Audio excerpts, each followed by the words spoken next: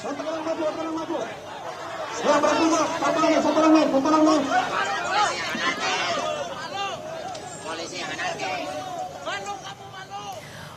Ketua DPR RI, Sufmi Dasko Ahmad mempersilahkan masyarakat untuk menyuarakan aspirasinya kepada DPR RI.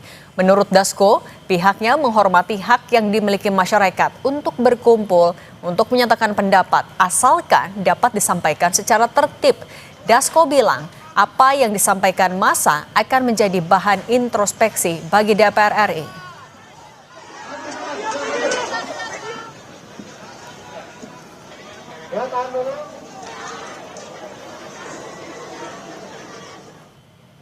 Ya, pada dasarnya kan kita menghormati hak untuk berserikat, berkumpul dan menyatakan pendapat, dan tentunya menyuarakan aspirasi kepada DPR RI kita akan terima dengan baik dan kita akan lakukan juga introspeksi ke dalam.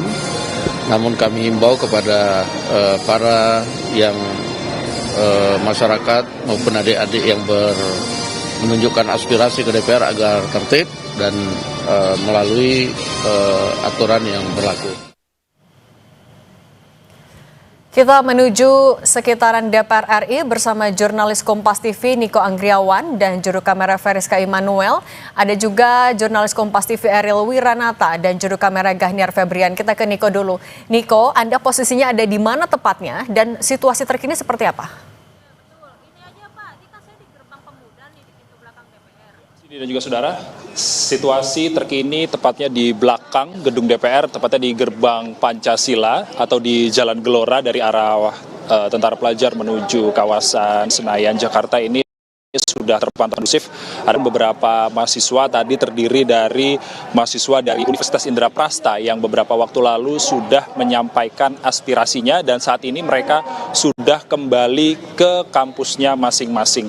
Dan kalau misalnya terkait hari ini, pada sore hari ini kita masih melihat pemantauan yang bisa ditunjuk oleh juru kamera Kompas TV, Veriska Immanuel, yang saat ini situasi di belakang gedung DPR yang terbaru, Cindy dan juga saudara, polisi masih membuat barikade untuk mengamankan apabila nantinya ada masa-masa demonstran lagi yang ingin datang untuk menyampaikan aspirasinya di belakang gedung DPR. Dan situasi terkini berbeda dengan beberapa saat yang lalu. Kalau misalnya beberapa saat yang lalu di belakang gedung DPR atau tepatnya di depan gerbang Pancasila ini sempat terjadi kerusuhan dan massa sudah berhasil dipukul mundur oleh polisi, dan hingga saat ini terpantau situasi di Jalan Gelora yang saat ini masih ditutup untuk umum.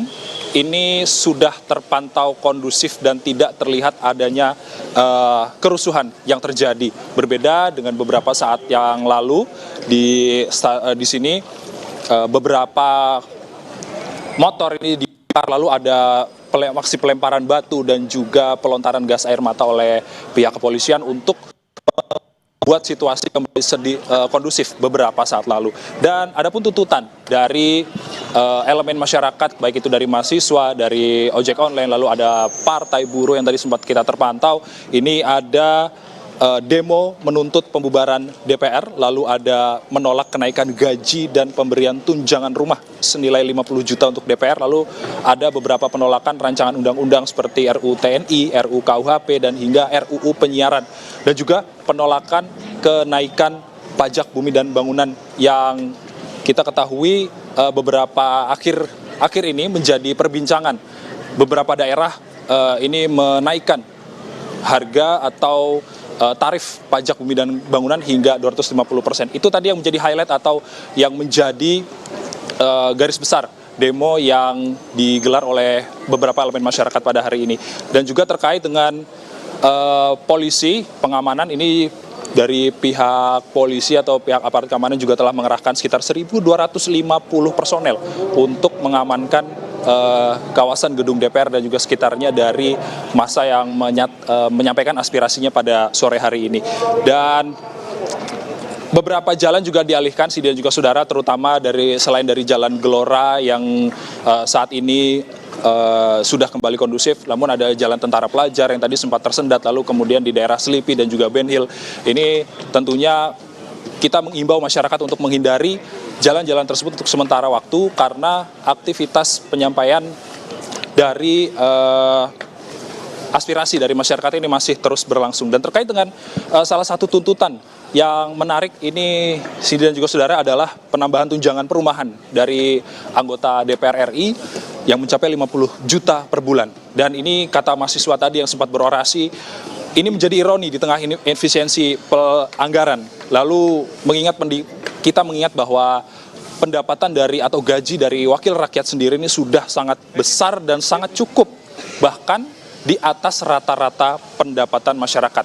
Kita masih nantikan kalau misalnya dari wakil Ketua DPR Sufmi Dasko Ahmad yang menyatakan meminta anggota DPR untuk menemui masa aksi untuk mendengarkan aspirasi masyarakat yang saat ini menyampaikan pendapatnya di depan gedung DPR untuk mendengarkan. Namun hingga saat ini kami masih belum melihat adanya anggota DPR RI yang menemui masyarakat untuk mendengarkan aspirasi dari para demonstran pada hari ini. Cindy.